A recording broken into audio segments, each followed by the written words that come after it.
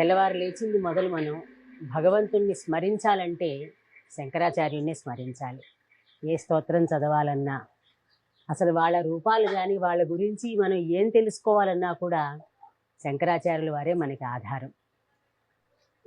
శంకరాచార్యుల కాలం గురించి వాటి గురించి వాదోపవాదాలు ఉన్నప్పటికీ అది పెద్ద విషయం కాదు. కానీ శంకరాచార్యుని మార్గంలో చాలామంది నడుస్తున్నారు.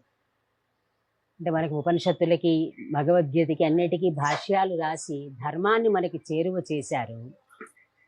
ఆ చేరువ చేసిన ధర్మాన్ని మనకి ఇంకా సులువుగా అర్థమయ్యేలాగా చాలామంది మనకి బోధిస్తున్నారు. అటువంటి వారిలో ప్రముఖంగా చెప్పుకోదగ్గ వ్యక్తి శ్రీనివాస బంగారే శర్మ గారు. అంటే అందరికీ బంగారే శర్మ గారిగానే పరిచయం.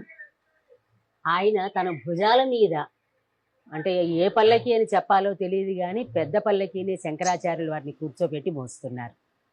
మీరు అన్నట్టుగా ఇప్పుడు యూత్ అని మనం ఎందుకంటున్నాం అంటే శంకరాచార్యులు గారు జీవించింది ఆ 3 దశాబ్దాల్లోనే ఇన్ని వేల సంవత్సరాలుగా మనకి కావాల్సినంతా ఇచ్చేశారు.